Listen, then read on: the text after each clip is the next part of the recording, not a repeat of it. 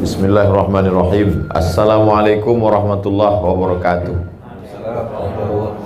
Alhamdulillah wassalatu wassalamu ala Rasulillah wa ala alihi wa sahbihi wa man tabi'ahu wa mawala. Allahumma salli ala Sayyidina Muhammad wa ala ali Sayyidina Muhammad. Yang pertama, ada yang perlu saya luruskan pernyataan Ustadz Ahmad Ridwan bahwa kita tidak terkait dengan partai apapun.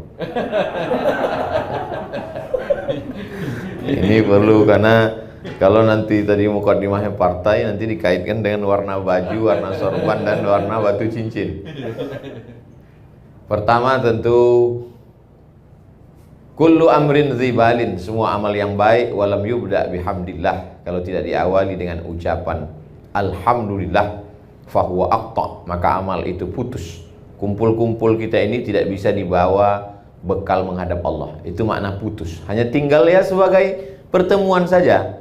Tapi kalau diawali dengan alhamdulillah, maka dia bisa dibawa mati menghadap Allah Subhanahu wa taala. Mudah-mudahan pertemuan kita ini bisa dijadikan bekal untuk menghadap Allah Subhanahu wa taala. Kedua, berselawat kepada Nabi. Karena kita bisa bersaudara, itu memang betul karena Allah. Tapi yang menjelaskannya Rasulullah SAW, diteruskan oleh para pewaris Nabi. Itulah dia para ulama. Allahumma salli ala Nabiyyina Muhammad wa ala ali Muhammad.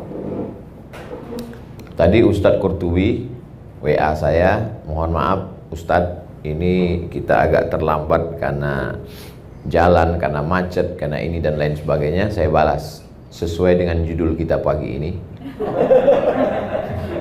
Apa judulnya Mas Rani? Ujianku jalan surga. Nanti yang saya balas, ujianku adalah jalan surga. Lengkap dengan caption ketawanya. Selama ini orang menyangka jalan surga itu adalah dengan sholat duha, sholat tahajud, sholat witir, sholat qobliyah, sholat ba'diyah. Betul, karena salah satu pintu surga namanya babus sholat. Selama ini orang menyangka masuk surga itu dengan bangun masjid, zakat, wakaf, infak, sedekah. Enggak salah, karena salah satu nama pintu surga adalah babus sedekah. Selama ini orang beramal banyak dengan cara puasa Senin Kemis. Begitu lulus puasa Senin Kemis, puasa Nabi Daud. Begitu kuat puasa Nabi Daud, dia puasa dahar. Puasa dahar itu puasa sepanjang tahun, dilakukan oleh Sayyidatuna Aisyah dengan Abdullah ibnu Umar. Puasa sepanjang tahun, tidak makan sama sekali. Tidak salah, karena memang ada pintu surga namanya Babur Rayyan, yang hanya dimasuki la yadkhuluhu illa shaimun, tidak dimasuki oleh orang yang berpuasa, kecuali orang yang berpuasa. Lalu kemudian ada orang yang setiap jengkal tubuhnya bekas tiga, bekas tombak, bekas anak panah, bekas pedang, dan dia mati jihad fisabilillah. Dia masuk pintu surga dari babul jihad, masuk dari pintu jihad. Tapi banyak orang yang keliru. Dia anggap kalau dia sudah hijrah, kalau sudah taubat, lalu dia tidak sakit lagi, dia tidak macet, sulit, susah hidupnya. Jadi banyak itu yang mengeluh ke saya pakai nomor baru, karena kalau nomor lama ketahuan. Ustadz, dulu saya sebelum hijrah adem ayem hidup saya. Setelah hijrah begitu pergi helm hilang. Jadi kita akan salah bicara karena kita salah berpikir. Salah berpikir itu menyebabkan kita akan salah bicara, salah beramal, salah berbuat, gara-gara kita salah berpikir. Kita menganggap kalau sudah hijrah nggak sakit, kalau sudah hijrah nggak rugi, kalau sudah hijrah nggak diuji lagi. Maka ada satu pintu surga namanya Babur Radin, bab ridha. Ridha menerima ketetapan Allah Subhanahu wa taala. Dan itulah pintu yang paling tinggi. Semua penghuni surga ketika sudah masuk surga ditanya Allah Subhanahu wa taala, "Madza turidun?" Kalau bahasa kampung kami, what do you want? Penghuni surga, Ustaz Ridwan pura-pura nggak tahu aja. Wahai penghuni surga, kamu mau apa sekarang? Kamu sudah dapat surga yang dulu kamu inginkan, kamu sudah. Madza turidun? Kamu mau apa lagi? Lalu penghuni surga menjawab, ada satu yang kami inginkan, kami belum dapat. Apa itu? Ridhoka, ridho. Jadi yang paling tinggi adalah ridho. Makanya dalam Al-Quran itu setelah Allah bercerita tentang jannatin tajri min tahtihal anhar, ada taman-taman surga, kebun-kebun mengalir, sungai-sungai, wa azwajum mutahharatun, istri yang suci-suci, lalu kemudian wa masakina thayyibah, tempat-tempat yang cantik-cantik, indah, semuanya lengkap. Wa ridwanum minallahi akbar, ada yang lebih besar daripada itu semua, yaitu ridho. Hanya saja penggunaan katanya di Indonesia selalu salah. Selalu dipakai ikhlas. Ya udahlah, ikhlaskan aja. Ikhlas bukan di situ letaknya. Ikhlas itu ketika sholat karena Allah, puasa karena Allah, itu ikhlas. Kalau plong menerima ketetapan Allah, itu namanya bukan ikhlas, ridha. Tapi kita udah terlanjur salah, ya udahlah, kita teruskan aja kesalahan itu. Ya udah, nggak apa-apa. Yang penting dia ngerti, dia paham. Sama seperti silaturahim. Silaturahim yang benar itu, kalau saya dengan Ustadz Ridwan, itu yang tepat adalah ukhuwah. Karena kita bersaudara, tidak ada hubungan. Yang silaturahim itu neneknya satu, ibu bapaknya saudaranya, saudara kandung, nanti ketemu pada rahim neneknya. Pertemuan cucu-cucu itu disebut dengan silaturahim. Tapi kita udah terlanjur buat silatnas, silaturahim nasional. Ya udah, kita teruskan aja kesalahan itu, nggak apa-apa. Kalau dalam istilah kamus bahasa Arab namanya khotok syai'. Sudah salah tapi sudah terlanjur populer. Saya terus terang, biasa pengajian di Jakarta biasa-biasa aja, tapi hari ini serasa mengaji di luar negeri. Coba lihat dari baliho belakang. Masya Allah. Di mana gitu? Tolong nanti yang ngambil foto dari belakang. Jadi ada satu yang paling tinggi adalah ridha menerima ketetapan Allah. Tapi saya tidak ingin pengajian ini dipotong.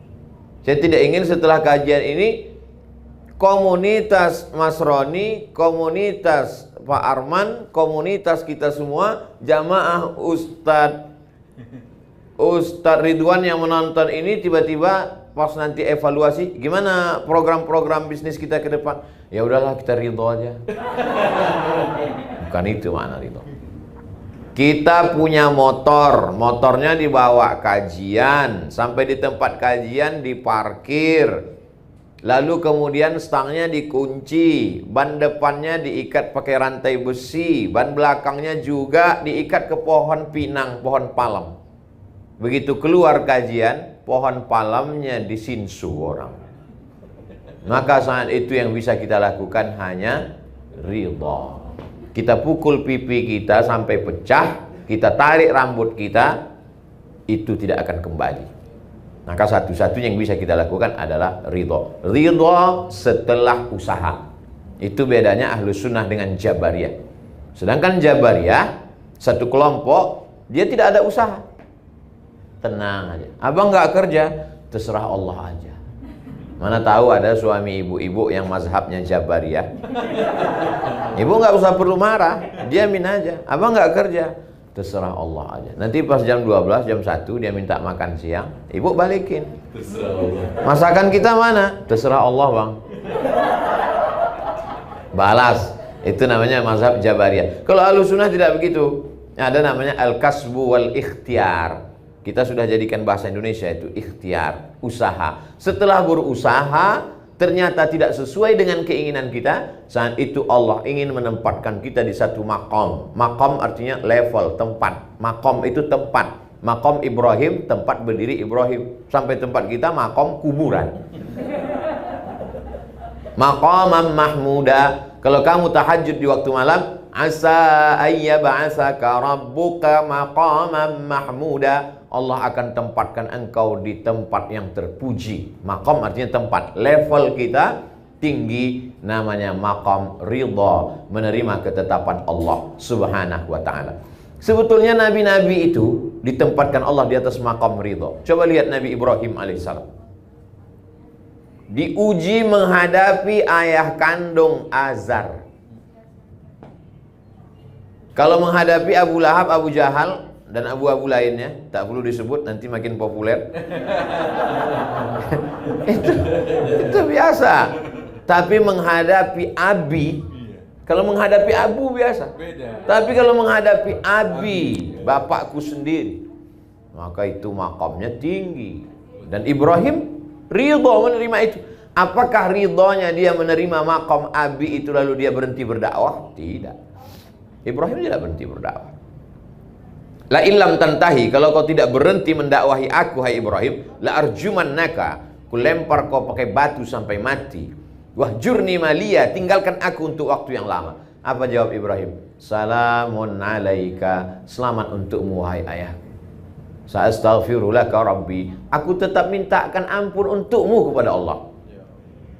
Innahu kana bi hafiyya, Allah selalu mengabulkan doa-doaku.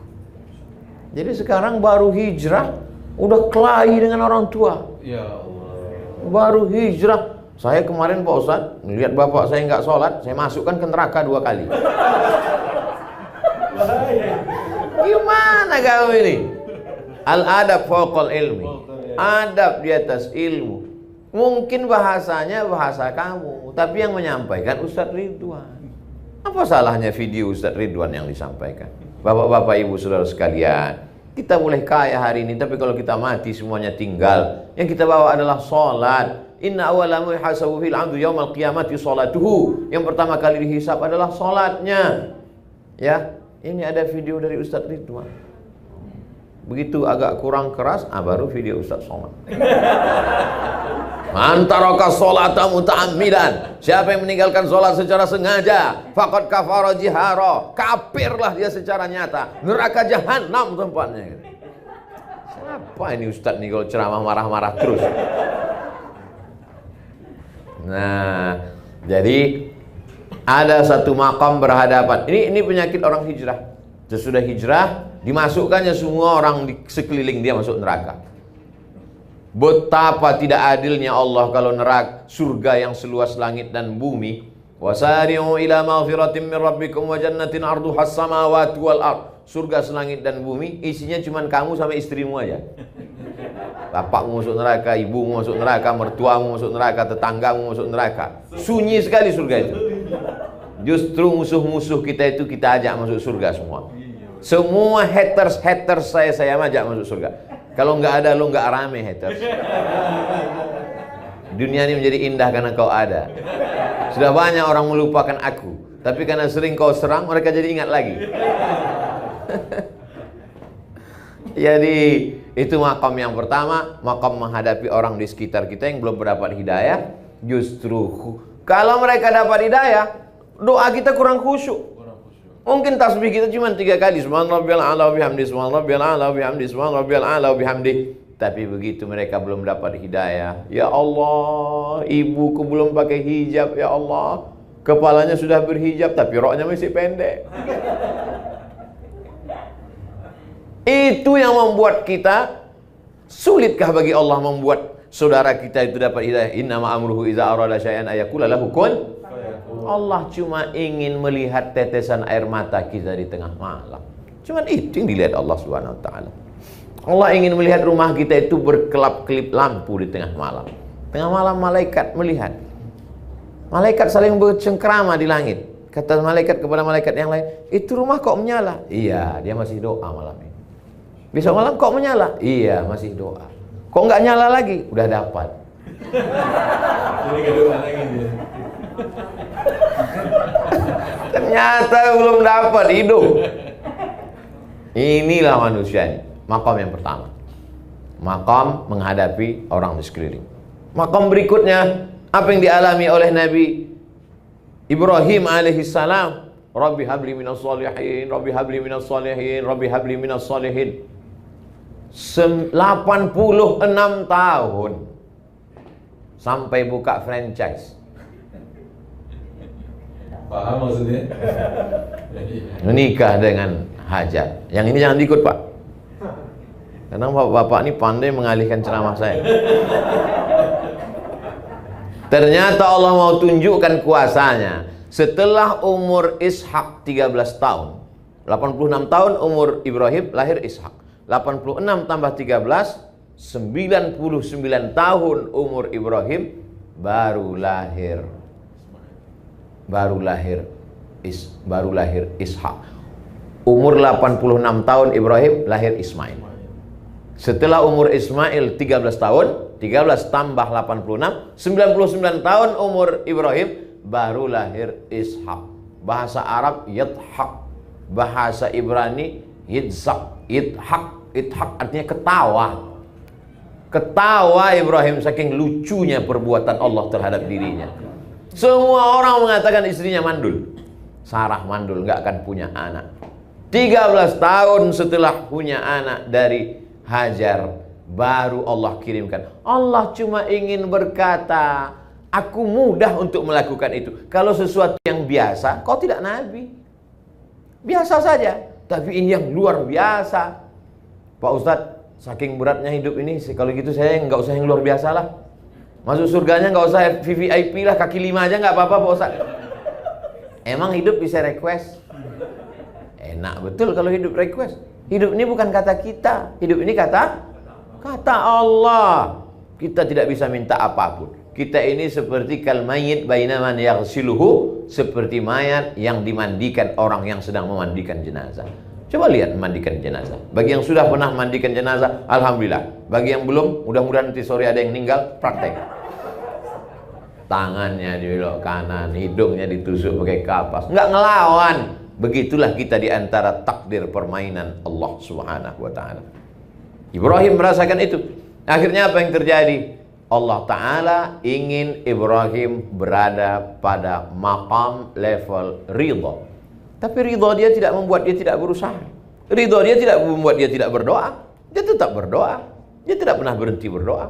Rabbi habli minas salihin, Rabbi habli minas salihin. Nabi Zakaria, Rabbi habli min ladunka dzurriyyatan thayyibah. Nabi-nabi berdoa.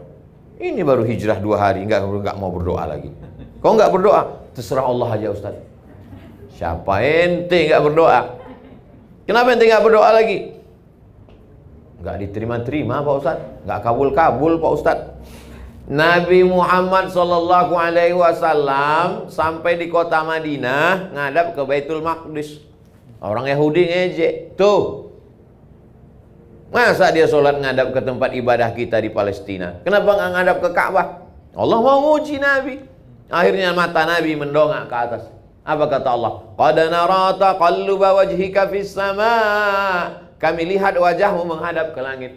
Falanuwalliyannaka qiblatan tardaha. Kami akan menghadapkan arah kiblat sesuai yang kau inginkan. Turunlah ayat di bulan Sya'ban. Fawalli wajhaka syatral masjidil haram. Hadapkanlah wajahmu ke arah Masjidil Haram. Berapa lama Nabi menghadapi ejekan, cacian, makian, bully dari haters Yahudi itu?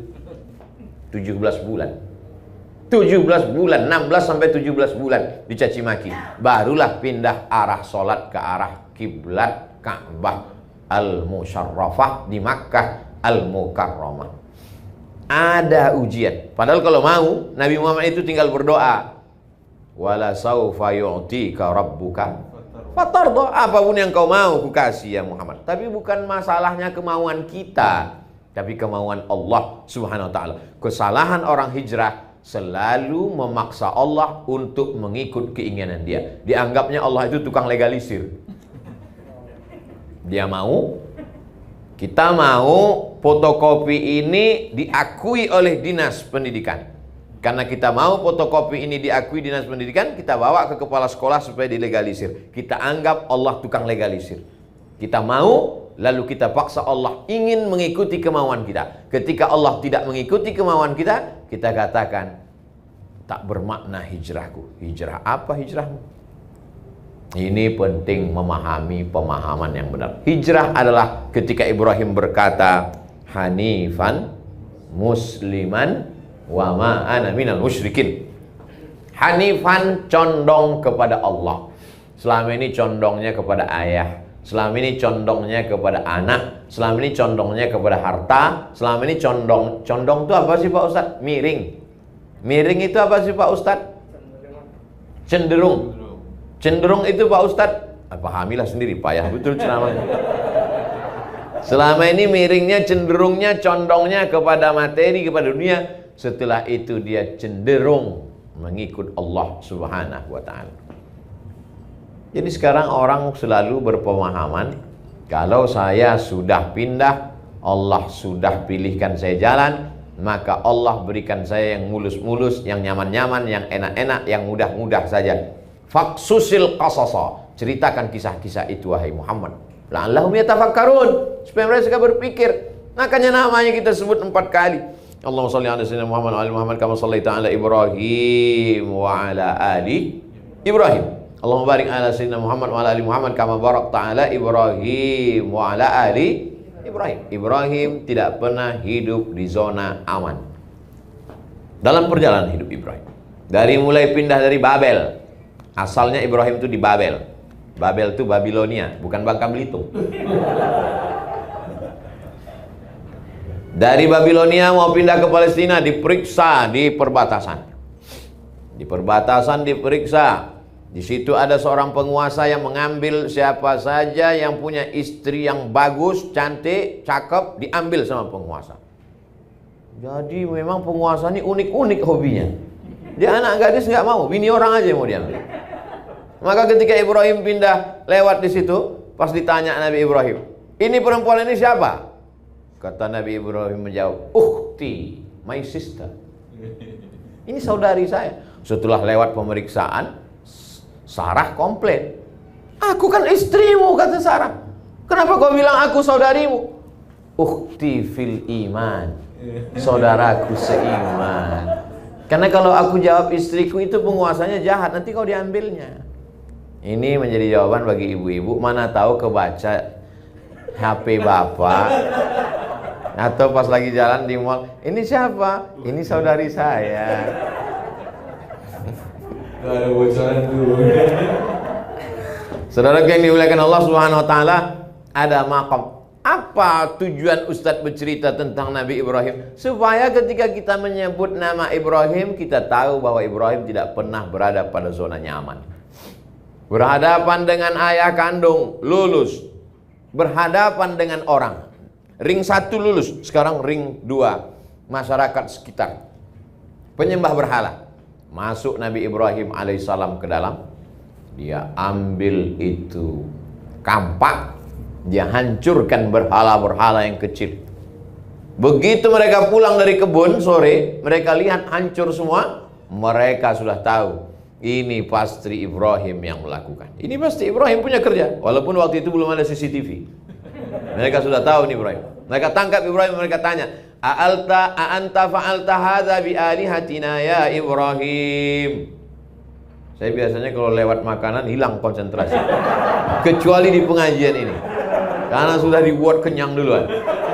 Nah, ini pelajaran juga untuk majelis yang lain. Makan dulu baru ngaji. Jadi fokus. Jadi kita lebih fokus, Ustaz. Luar biasa pengajian Nasrani. Luar biasa. Iya. A'anta fa'al, datang semua ayat-ayat A'anta fa'alta hadza bi alihatina ya Ibrahim? Engkaukah yang melakukan ini terhadap Tuhan-Tuhan kami wahai Ibrahim? Ibrahim dengan tenang menjawab, bal fa'alahu kabiruhum hadza. Yang melakukan ini bukan aku, tapi berhala yang paling besar. Dia ambil itu kampak, dia gantungkan di leher berhala yang besar. Yang melakukan bukan aku. Terus siapa? Itu yang paling besar. Nabi Ibrahim sedang mengajak orang untuk berpikir secara rasional.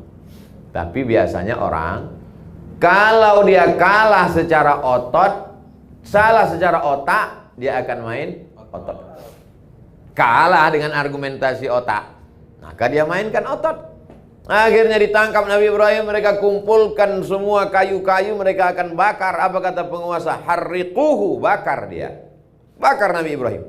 Lalu kemudian di situ mukjizat baru datang. Mukjizat datang di akhir cerita. Sama kayak film India. Polisi selalu datang di akhir. Di akhir itu baru terjadi mukjizat. Apa kata Allah? Ya nar, wahai api, kuni, jadilah engkau bardan, sejuk. Api yang tabiatnya membakar, panas, menjadi sejuk. Bardan wasalaman ala Ibrahim. Andai tidak ada kata salam, sudah mati Nabi Ibrahim kedinginan. Betul.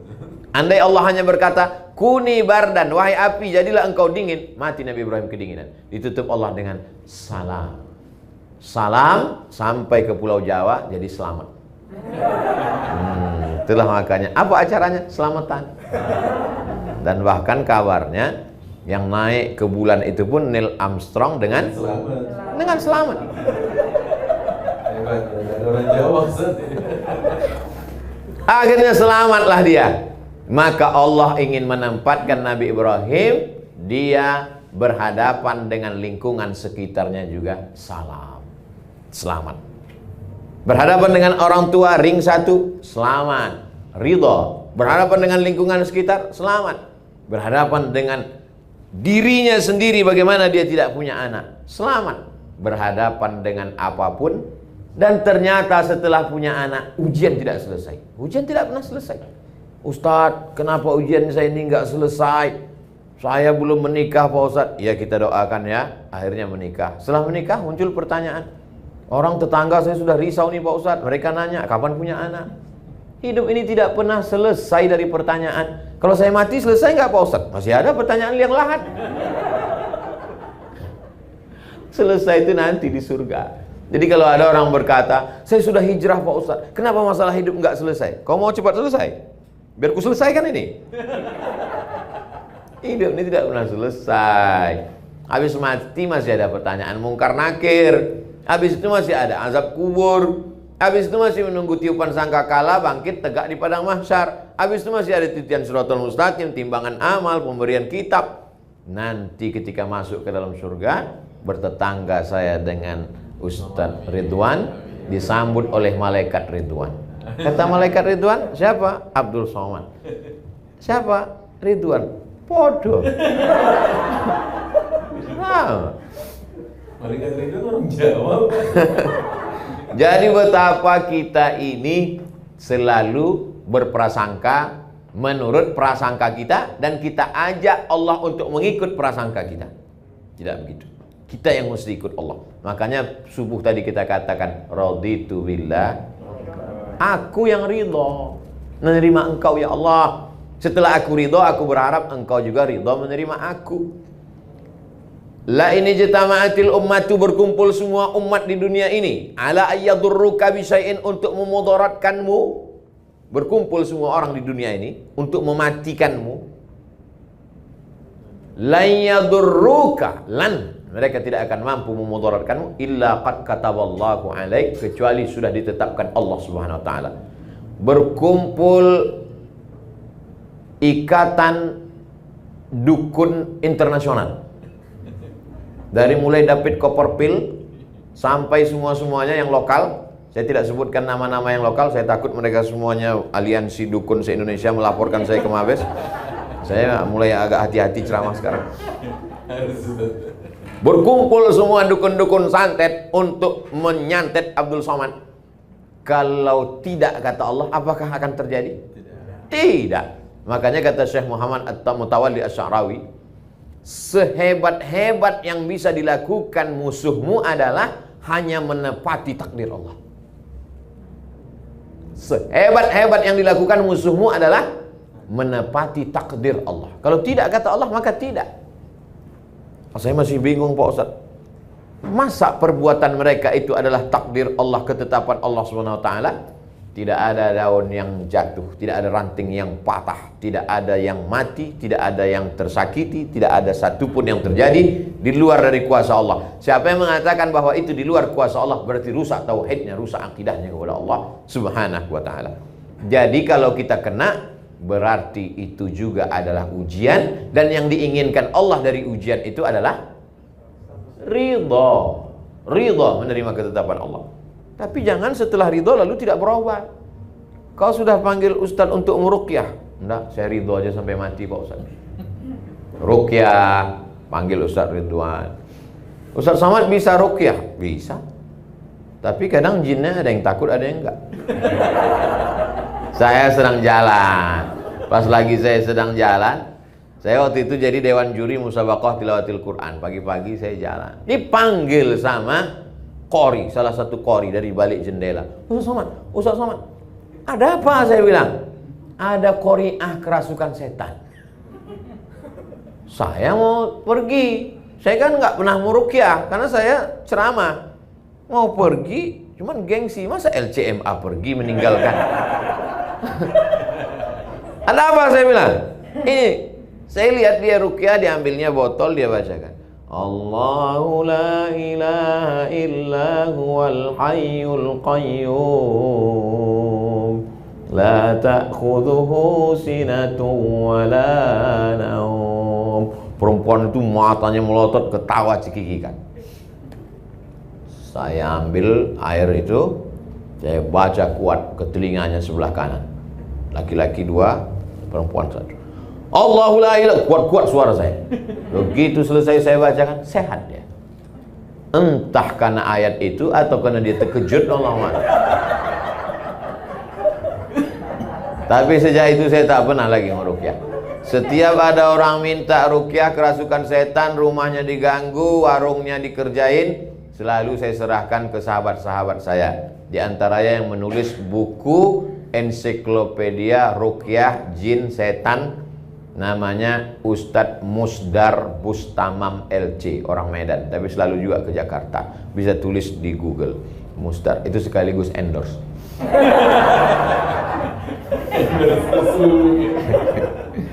Kemarin dia mau WA saya diminta memberikan kata pengantar buku dia yang terbaru tentang jin.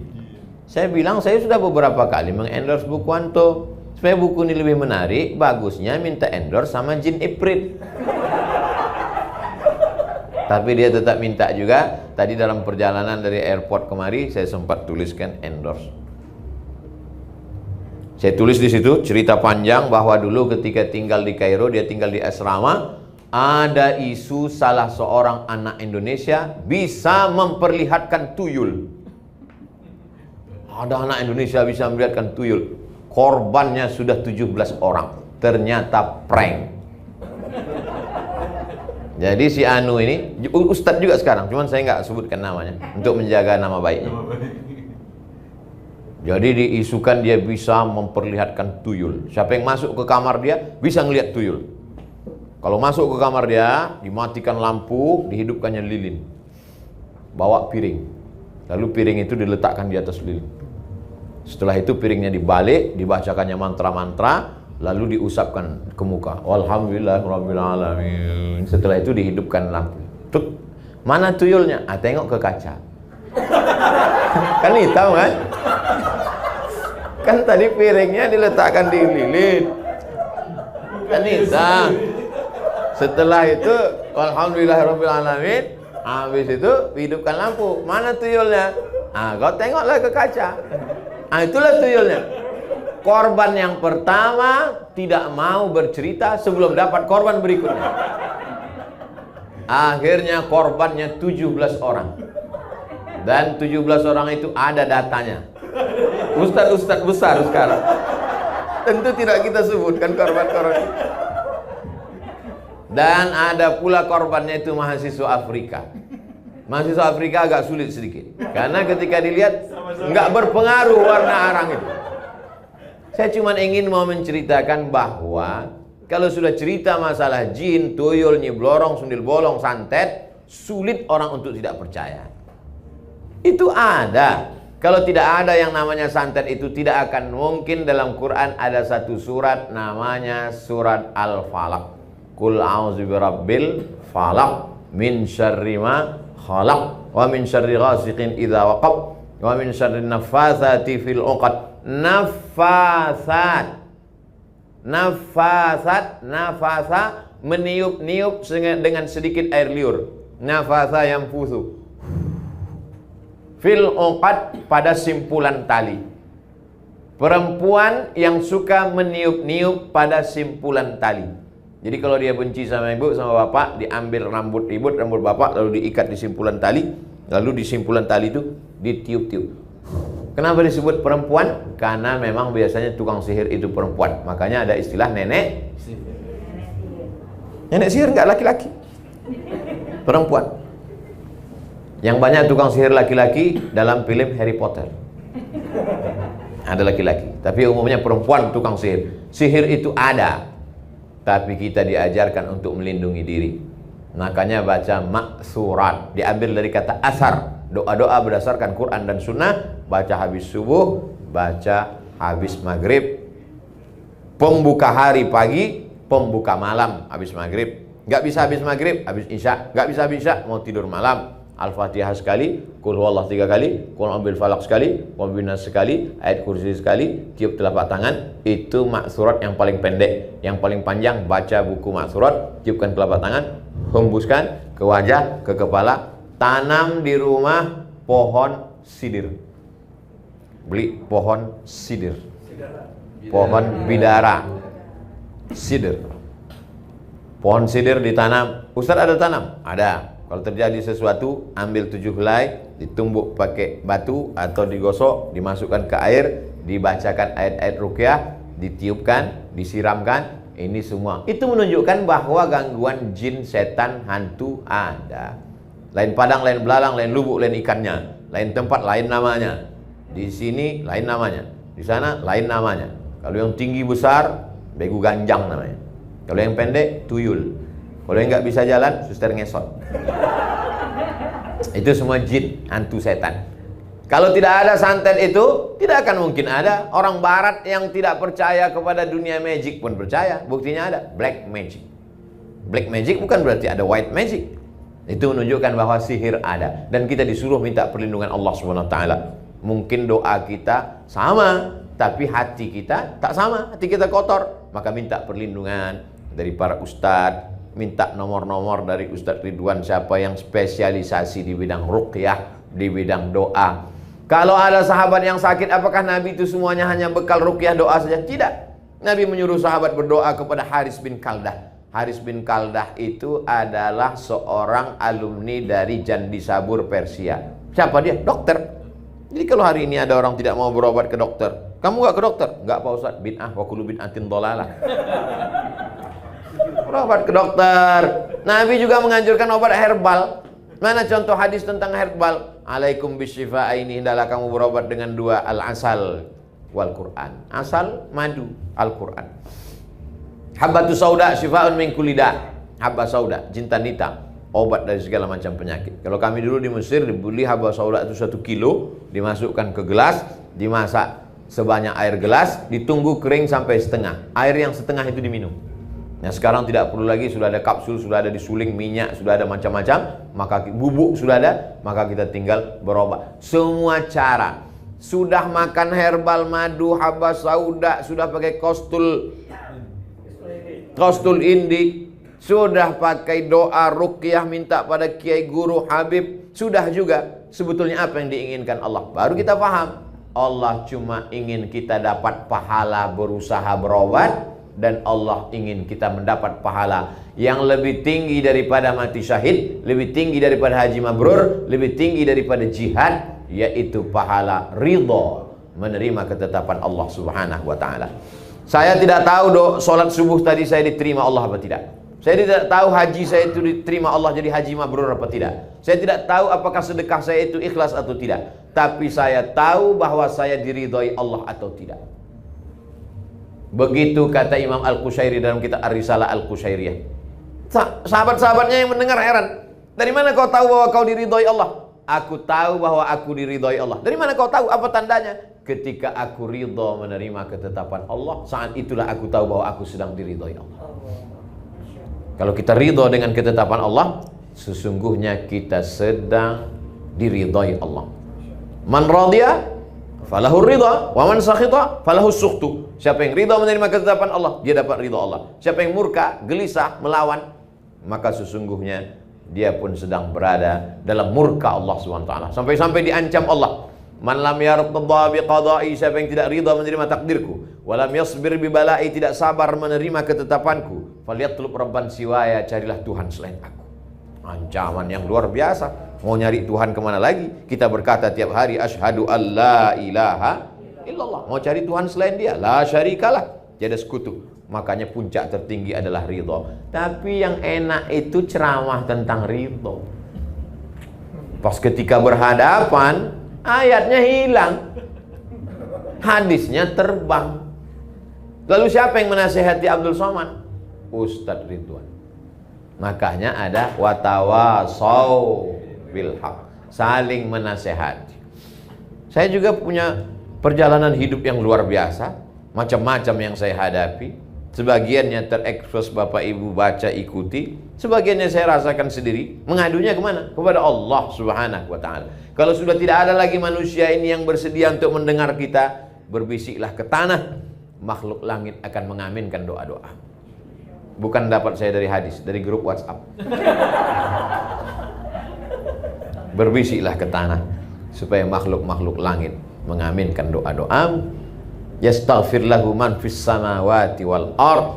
Ada makhluk langit yang memintakan ampunan kepada engkau, kepada Allah untuk engkau. Dan begitu juga dengan makhluk bumi. Untuk siapa? Untuk orang yang ridha, kemudian ridhonya itu menjadi inspirasi dan dia mengajarkan kebaikan buat orang banyak. Tapi saya sejujurnya, Mas Roni, untuk ceramah tentang bagaimana umat ke depan, bagaimana politik Islam, itu saya lebih suka daripada diajak ceramah tentang ridho. Karena biasanya ujiannya cash and carry. Berat.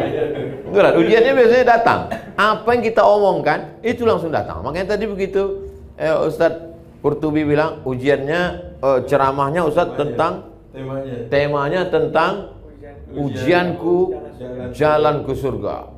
Ini nampaknya udah betul, lambat sampai. Tapi kalau saya katakan ujian Ustadz Somad ke tempat acara ini adalah macet, ujian kami lebih besar Pak Ustadz. Kenapa? Nunggu Ustadz sampai jam 11. Dalam undangan jam 9. Ustadz datang jam 11. Lebih hebat ujian kami. Saya tahu dari tatapan mata Bapak Ibu sekalian, ujian Bapak Ibu sungguh berat dalam hidup ini. Jadi yang meringankan itu apa? Yang meringankan itu adalah pertama, pemahaman kita tentang kehendak Allah. Kita tidak ketemu dengan Allah. Allah menceritakan kehendaknya dalam Quran melalui Nabi Muhammad SAW. Dijelaskan oleh para ulama. Maka kalau mau ringan hidup ini adalah ngaji. Ustadz masih ngaji? Saya ngaji. Saya ngaji dengan Ustadz Adi Hidayat. Saya ngaji dengan Ustadz Ridwan. Tapi Ustadz nggak pernah ketemu dengan kami. Saya online. Saya tonton mereka di Instagram, saya tonton mereka di YouTube, sahabat-sahabat saya, guru-guru saya. Maka saya selalu berkata, mereka adalah sahabat saya dan guru-guru saya. Lalu kemudian setelah kita ngaji, jangan lupa kita berinteraksi sosial. Ketemu dengan orang itu nggak sama ketemu orang di YouTube, nggak sama. Mata adalah jendela jiwa. Ketemu, bermusafahah, sekarang nggak bisa salaman, ngobrol. Manusia itu ada ruhnya. Saya ketemu dengan Pak Arman, ketemu dengan Mas Roni, ketemu dengan Ustadz Ridwan, ketemu dengan sahabat-sahabat saya, itu beda. Ada membangkitkan semangat. Nggak sama ketemu dengan transformer. Ada ruh. Al-arwah junudun mujannadah. Ruh ini seperti pasukan bala tentara. Ruh. Ketika ketemu, itu ruh saling menguatkan. Apalagi ada ruh itu yang kuat. Makanya orang sehat, orang sakit itu dijenguk di rumah sakit, di ruang ICU. Kenapa? Karena ketika dijenguk dia sehat. Saya datang menjenguk sahabat saya yang sakit. Begitu saya datang dia langsung duduk. Apa kata istrinya? Selama ini dia hanya terbaring aja Pak Ustadz. Begitu Ustadz datang dia langsung duduk.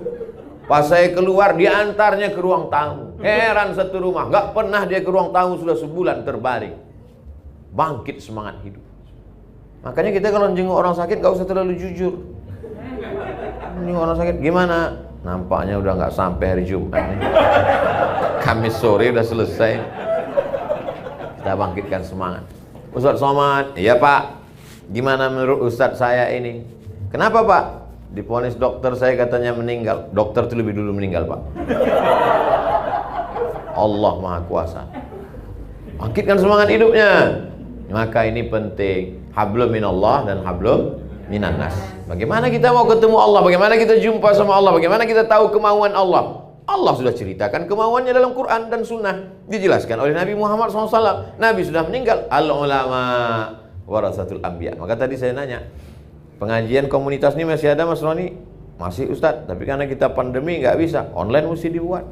Ustadz Ron, ustadz kita, maka ini semua. Karena kalau tidak, kita akan putus kontak dengan Allah Subhanahu wa Ta'ala.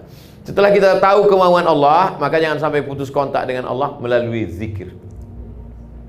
Wa ana ma'ahu idza dzakarani. Aku selamanya bersama dia selama dia mengingat aku. Fadhkuruni adzkurkum. Sebutlah aku, ingatlah aku, maka aku pun akan mengingatmu, aku pun akan menyebutmu. Tadi sedang makan, masuk WA dari Sudan. Aku mimpi Ustadz sudah 3 kali dalam bulan ini. Laki-laki bukan perempuan. Perlu dipertegas kalau sekarang ini. Aku mimpi Ustadz sudah 3 kali dalam bulan ini. Nama dia beberapa hari ini kami sebut karena ada kawan yang mau daftar S3 ke Sudan. Namanya disebut di Pekanbaru, disebut di Jakarta, bahkan tadi sampai di airport masih saya sebut namanya. Maka connect, ternyata ruh orang beriman selalu. Kalau manusia saja disebut namanya connect dan mimpi dia di sana, Allah Subhanahu wa Ta'ala yang lebih dekat. Kita sebut dia, minta kepada Allah, sujud memohon kepada Allah Subhanahu wa Ta'ala. Yang curhat kepada manusia, curhat kepada dia, direkamnya, dijadikan vlog, diuploadnya ke IG. Habis kita di komen orang. Curhat kepada dia hari ini sebagai kawan, besok dia berubah jadi lawan. Habis dibukakannya rahasia kita. Curhat kepada Allah Subhanahu wa Ta'ala. Curhat kepada Ustadz, boleh, Ustadz Ridwan, jangan ke saya. Itu menambah masalah saya aja. Saya mulai tadi jam 11 kurang 10, sekarang sudah jam 12 kurang 20. Itulah 50 menit kebersamaan kita. Puncaknya adalah Allah ingin kita masuk surga melalui satu pintu yang belum ditempuh oleh orang lain. Dari pintu sholat kita insya Allah akan masuk dari sana karena sholat kita. Amin. Masuk dari pintu sedekah kita akan masuk dari sana karena sedekah kita. Masuk dari pintu satu ini tak banyak orang yang bisa, dan Allah ingin kita masuk dari pintu itu, pintu ridha, menerima ketetapan Allah dengan tetap berusaha menurut Ahlus Sunnah wal Jamaah. Terima kasih. Selanjutnya saya kembalikan ke Al-Mukarram Ustadz Ridwan, Mas Roni. Wassalamualaikum warahmatullahi wabarakatuh.